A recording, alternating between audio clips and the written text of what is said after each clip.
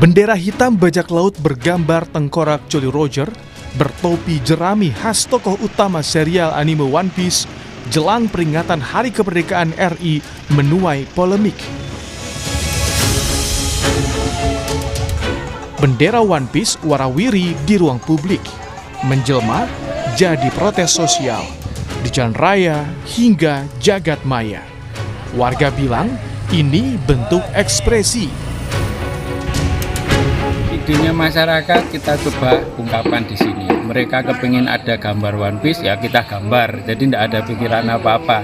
Tapi ini menjadi wilayah yang sedang digandrungi masyarakat. Bendera bajak laut juga dikibarkan para sopir truk di Pelabuhan Ketapang, Banyuwangi, Jawa Timur.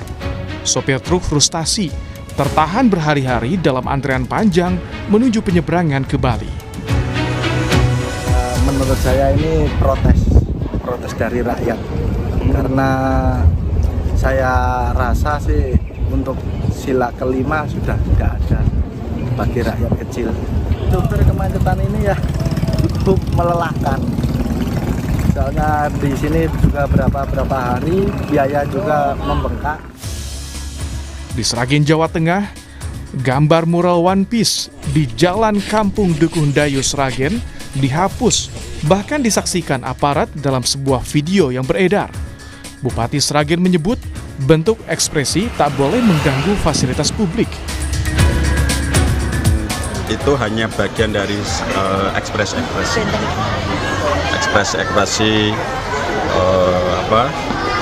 untuk memberi masukan ke pemerintah dengan cara mereka. Mestinya diekspresikan di tempat-tempat yang tidak mengganggu ketertiban.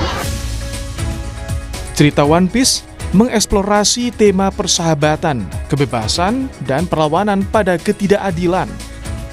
Dikisahkan soal pemerintah dunia melindungi Tenryubito, bangsawan yang arogan, untuk melanggengkan kekuasaan, pajak yang dibayar tapi tak kembali ke rakyat dalam cerita itu. Para pejabat negara bereaksi. Ada yang menganggap bendera One Piece bentuk kreativitas.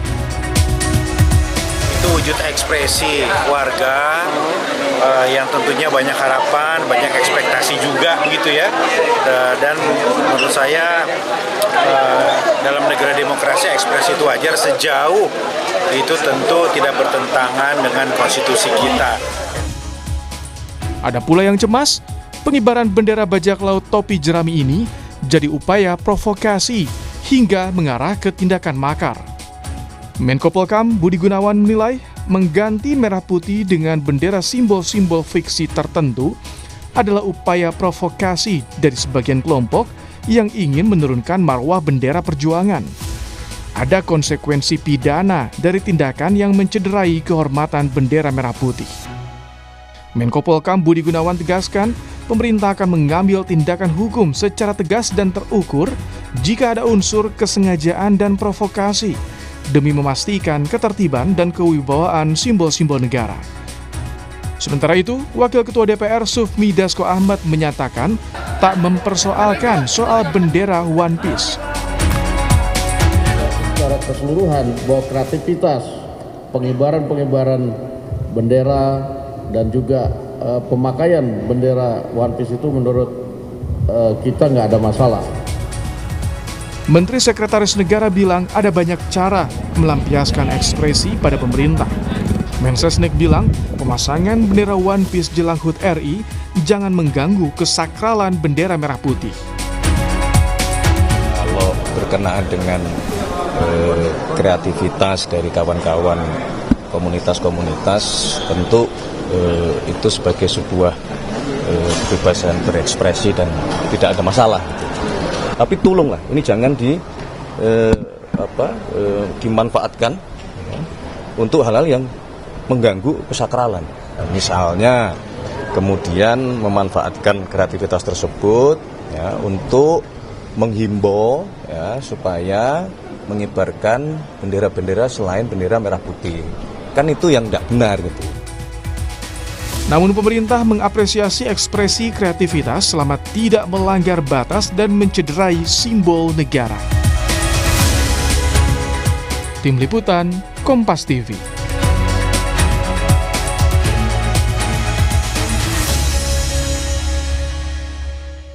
Membahas soal fenomena warga yang memasang dan menggambar anime One Piece jelang HUT Kemerdekaan Republik Indonesia, kita sudah bersama dengan Guru Besar Ilmu Komunikasi Politik UIN Jakarta, Prof. Gun-Gun Herianto. Selamat malam, Prof. Gun-Gun. Selamat malam, Mbak.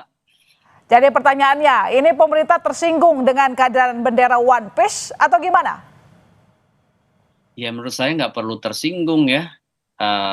Ya ini tadi udah beberapa elit pemerintah udah menyampaikan cukup bijak menurut saya. Ini adalah bagian dari ekspresi simbolik atau dalam bahasa akademik itu disebut sebagai isyarat simbolik, meminjam istilah Ernest Borman ya dalam symbolic convergence. Jadi suatu yang biasanya untuk mengikat makna itu dibutuhkan isyarat atau tindakan simbolik yang paling mudah dipahami oleh halayak atau oleh audiens. Makanya pop culture itu seringkali menjadi basis untuk ekspresi simbolik. Awalnya bisa aja fandom culture gitu ya, tapi kemudian di banyak sejarah perubahan sosial, terutama politik, itu banyak yang kemudian memanfaatkan pop culture ini pada akhirnya untuk social movement, gerakan sosial gitu.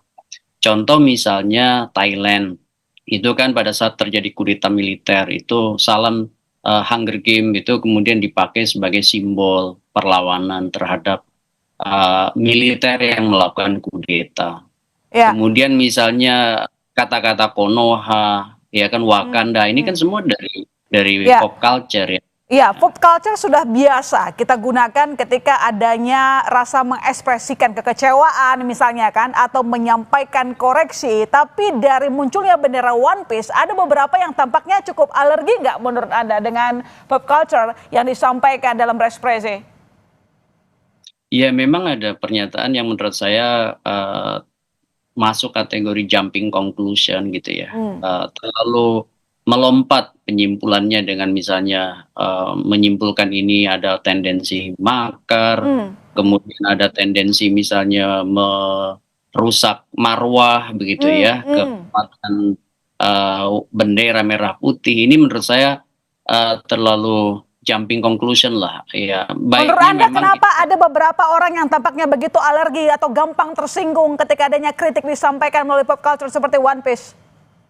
Ya, karena mungkin tidak melihat secara komprehensif ya, tidak melihat dari banyak variabel, terutama berbasis bukti atau evidence base. Jadi begini, kalau kita lihat misalnya beberapa teman yang melakukan riset digital terkait dengan perkembangan One Piece ini kan awalnya sangat organik begitu ya, terjadi di para netizen, kemudian sebagai bentuk kreativitas, sebagai bentuk ekspresi, dan dalam banyak hal masih bisa ditolerir karena tidak ada narasi yang mengarah ke makar, tidak ada narasi juga yang mengarah pada delegitimasi dari pemerintah. Ya, baik, berarti menurut Prof. Gun-Gun ini tidak ada unsur provokasi, tetapi murni dari mengekspresikan diri? Iya. Saya bilang ini organik ya, dan apakah ke depan ada free rider ya, ini harus dilihat dengan cermat oleh pemerintah. Lebih dalam lagi begitu ya. Tapi sebelum saya lanjutkan lagi pertanyaan kepada Prof. Gun-Gun, kita simak dulu pernyataan perwakilan One Piece Indonesia soal makna di balik bendera Jolly Roger. Saya malah menyayangkan kepada orang yang belum paham cerita One Piece ini dan menyebut ini sebagai makar, bahwa One Piece ini itu dilambangkan sebagai harapan. Itu mempunyai nilai positif. Bendera ini sendiri bukan merupakan sebuah bendera tandingan, menurut kami ya. Lebih kepada bentuk berekspresi. Tanggapan Prof. Gun-Gun seperti apa? Dari pihak One Piece Indonesia mengatakan ini adalah bentuk ekspresi, tetapi ada simbol negara dibuat mepet sama bendera One Piece, itu masih bisa dikatakan berekspresi murni tanpa merendahkan simbol negara, Prof? Iya, kan simbol negara masih berada di posisi atas ya kan? Rata-rata bendera One Piece itu berada di posisi bawah dan ukurannya lebih kecil kan begitu ya. Jadi menurut saya tidak mengganggu dalam arti merusak marwah ya bendera merah putih.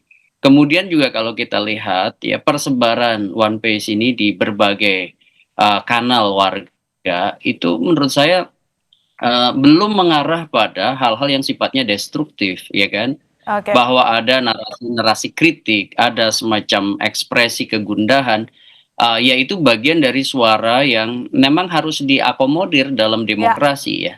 Ya, suara yang menyuarakan suara berbeda itu hal lumrah dalam konteks demokrasi. Ya, jadi jika kreativitas dituduh provokasi, ini bahaya tidak bagi demokrasi? Ya, akan mengarah ke berbahaya jika ada tindakan represif, ya, ada tindakan berlebihan untuk kemudian membonsai atau melakukan korporatisme politik. Biarkan ada ruang ekspresi, salah satunya adalah ekspresi simbolik sebagai bentuk partisipasi non konvensional. Karena partisipasi kan ada dua, konvensional dan non konvensional. Jadi jangan hanya kemudian orang datang ke TPS memilih, tapi juga kritisisme adalah bagian dari ekspresi warga negara sebagai bentuk representativitas. Begitu. Jadi menurut Prof. Gun-Gun, sejauh ini memang tidak semua, tapi beberapa di pemerintahan, apakah sudah agak berlebihan merespons munculnya simbol-simbol One Piece dengan ancaman pidana bahkan? Iya, secara umum kan masih ada 1-2 orang ya, tapi belum membentuk satu sikap resmi pemerintah kan ya. Tetapi kalau misalnya itu nanti sampai membentuk sikap resmi pemerintah, apalagi ada tindakan untuk kemudian menarik sesuatu yang sifatnya kreatif dan tidak bertendensi makar, tapi kemudian dihukum misalnya, nah itu baru kemudian tentu akan merugikan pemerintah dalam konteks ini pemerintahan Pak Prabowo. Tapi sampai hari ini kan Pak Prabowo sendiri bahkan tadi Mensesnek kan bilang tidak ada masalah, bahkan juga Wamendagri bilang tidak ada masalah gitu. Jadi sejauh ini sikap pemerintah harusnya slow saja begitu ya Prof ya, singkat saja? Persis, ya harus responsif dan bijak karena ini adalah dunia yang berubah, tidak hanya semata-mata menekankan pada otoritas, tapi pada komunikasi yang bersifat resiprokal gitu. Iya, sama-sama saling mengerti, sama-sama saling menghargai. Terima kasih Prof telah bergabung di Kompas Malam. Selamat malam, sehat-sehat selalu. Ya, saat.